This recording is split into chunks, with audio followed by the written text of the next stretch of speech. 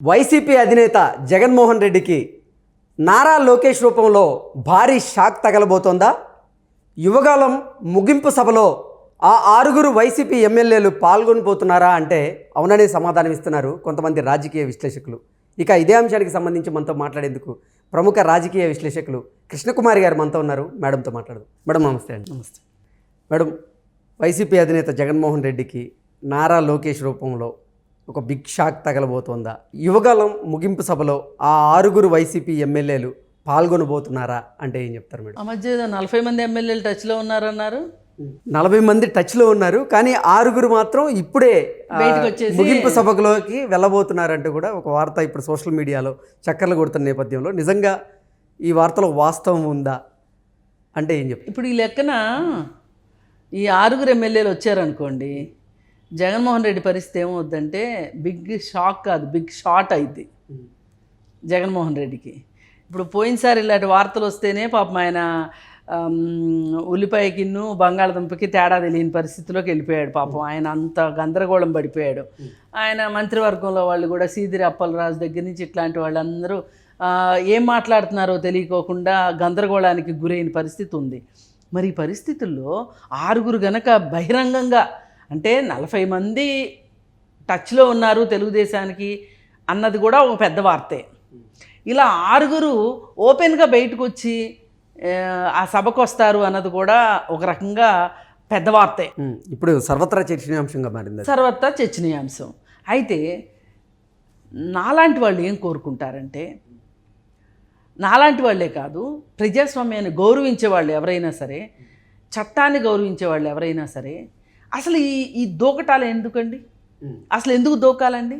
ఏ party పచ్చగా ఉంటే ఆ పార్టీలోకి దూకుదాం అనుకునే ఈ రాజకీయ నాయకులతోటి ఈ రాష్ట్రాలకి ఏమన్నా న్యాయం జరుగుతుందా? మంచి జరుగుతుందా? వీళ్ళు వెళ్తుంది వీళ్ళ సొంత ప్రయోజనాల కోసమా, ప్రజల కోసమా? ఎందుకు వీళ్ళు గోడలు దూకాలనుకుంటున్నారు? సరే, దూకితే దూకారు, వస్తే వచ్చారు, కానీ వాళ్ళని మట్టుకు ప్రతి త్రిశంకు స్వర్గంలో ఉంచాలి. నన్ను అడిగితే వాళ్ళకి ఈ పదవులు ఇవ్వకూడదు. ఇన్ని రోజులు ఆ రాజకీయ పార్టీలో నానా గడ్డి గడిసి కోర్టు కేసులు పెట్టించుకుని దెబ్బలు తిని నానా ఆగమైపోయిన వాళ్ళు, ఆర్థికంగా చితికిపోయిన వాళ్ళు, మానసికంగా ఛిద్రమైపోయిన వాళ్ళు చాలామంది తెలుగుదేశం కార్యకర్తలు ఉన్నారు. చాలామంది కష్టాలు పడిన వాళ్ళు ఉన్నారు. వాళ్ళందరికీ మీరు ఏం సమాధానం చెప్తారు?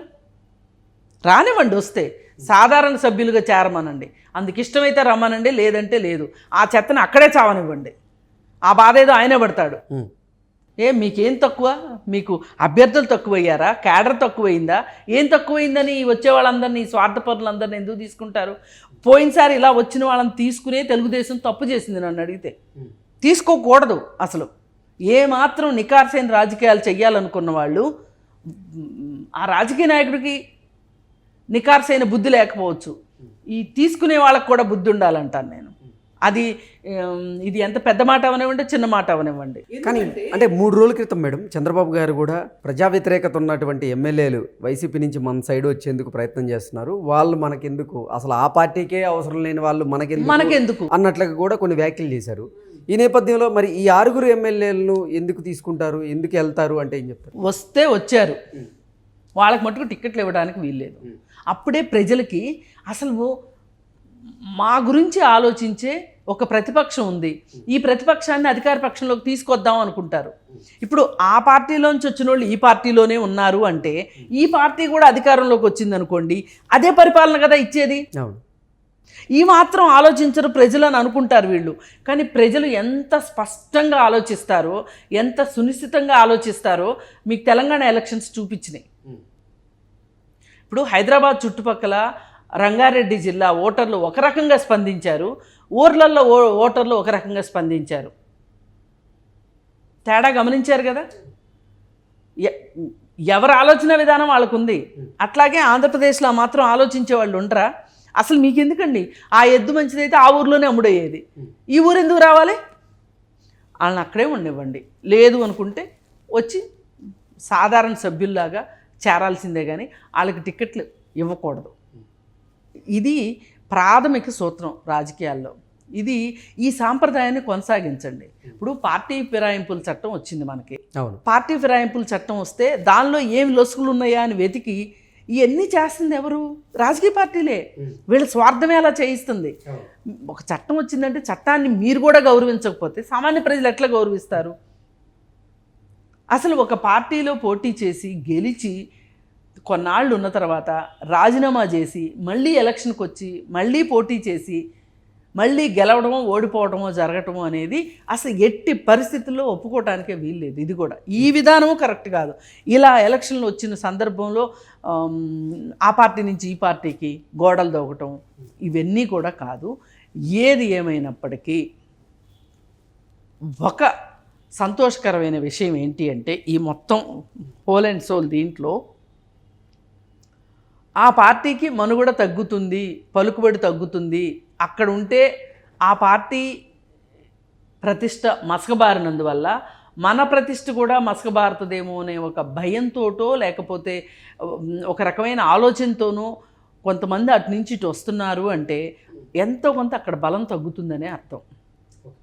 ఇది రాజకీయంగా చంద్రబాబు నాయుడికి ఉపయోగపడే విషయం. ఓకే.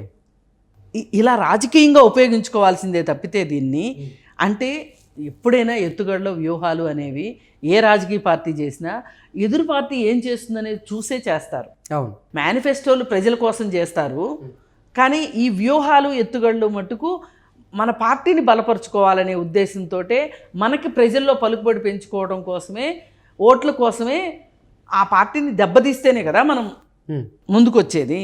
దెబ్బతీయడానికి ఇట్లాంటివి పనికొస్తాయేమో కానీ ఇవి ప్రజలకు ఉపయోగపడే విషయాలైతే కాదు. మనం ప్రజల కోసమే ఆలోచించాలి. ఇది నా ఉద్దేశం. ఏది ఏమైనప్పటికీ అక్కడి నుంచి మనుషులు బయటకు వస్తున్నారు అంటే అక్కడ నమ్మకం పోయో, అక్కడ అధినేత అని తట్టుకోలేకనో ఆ ఊపిరాడంతనంతో వచ్చేస్తున్నారు. ఇది ఒక రకంగా తెలుగుదేశానికి బలం. కానీ ఈ బలాన్ని తెలుగుదేశం వాళ్ళు ఓట్ల రూపంలోకి మార్చుకుని వీళ్ళు గెలవాలి. ఓకే. ఇది ఇప్పుడున్న స్ట్రాటజీ ప్రకారం. అంటే ఎలక్షన్స్కి ముందే జగన్మోహన్ రెడ్డికి వైసీపీ ఎమ్మెల్యేలు నిజంగా షాక్ ఇచ్చినట్లే కదా మేడం ఈ పరిణామంతో? ఖచ్చితంగా. అంటే ఓటమి భయంతోనే వైసీపీ నేతలు ఇలాంటి ప్రయత్నాలు చేస్తున్నారా? వేరే పార్టీలకు వెళ్ళేటువంటి లేకపోతే ఎందుకంటే నేను ఇందాక అన్నది అదే, ఆ ఎద్దు మంచిదైతే ఆ ఊర్లోనే అమ్ముడుపోద్ది, పక్కూరు ఎందుకు వస్తుందండి? పక్కూరు సంతకు వచ్చింది అంటేనే అర్థం అంతే. ఇప్పుడు ఆ పార్టీలో నుంచి ఎందుకు వస్తున్నాడు? ఆ పార్టీ అధినేత నచ్చక అతను వస్తున్నాడు. అసలు ఈ మనిషి కరెక్ట్గా ఉండి అధినేత కరెక్ట్గా ఉంటే ఎందుకు బయటకు వస్తారు? అసలు వచ్చే పరిస్థితులు ఉన్నాయి అక్కడ. దాన్ని బట్టే ఇప్పుడు చాలామంది చెప్తూ ఉంటారు కదా, ఎవరిని కలవడు, ఆయన కలవాలనుకుంటేనే కలుస్తాడు, వీళ్ళు కలవాలంటే. ఇప్పుడు కేసీఆర్ పరిస్థితి అదే కదా. ఇదంతా ఎలా ఉంటుందంటే, ఒక సినిమా చూశాను నేను చిన్నప్పుడు, మాఫియా సినిమా. ఓకే. పెద్ద స్మగ్లర్ ఉంటాడు, ఒక గ్యాంగ్. ఈ కింద ఉన్న వాళ్ళు ఎవరు అసలు చూడరు, ఏ ఒక్కరూ చూడరు, కానీ చాలా సక్సెస్ఫుల్గా పై అతను ఈ కింద వాళ్ళందరి చేత పనులు చేయిస్తూ ఉంటాడు. అట్లాగే అంటే మళ్ళీ ఆయన మాట్లాడాలనుకున్నప్పుడు మటుకు పిలుస్తాడు వీళ్ళని, పిలిచి అటు తిరిగి కూర్చుంటాడు, ఓ టోపీ పెట్టుకొని అటు తిరిగి కూర్చుని వీళ్ళతో మాట్లాడి పంపించేస్తుంటాడు. అట్లా ఉంది కదా ఈ ఇద్దరు పరిస్థితి, బాబాయ్ అబ్బాయిల పరిస్థితి. మరి ఇలా ఉన్నప్పుడు దీన్ని ఎంతమంది ఆమోదిస్తారు? రాజకీయ నాయకులు ఆమోదించలేరు. ఇలా ఉంటాడు అని అనుకోక వెళ్ళుండొచ్చు, బయటకు వచ్చేసి ఉండొచ్చు. కానీ ఏది ఏమైనా ఈ పార్టీలో దెబ్బలు తిన్న వాళ్ళకి, కష్టాలు పడ్డ వాళ్ళకి తెలుగుదేశం పార్టీ అండగా ఉందా? ఓకే. Madam, thank you.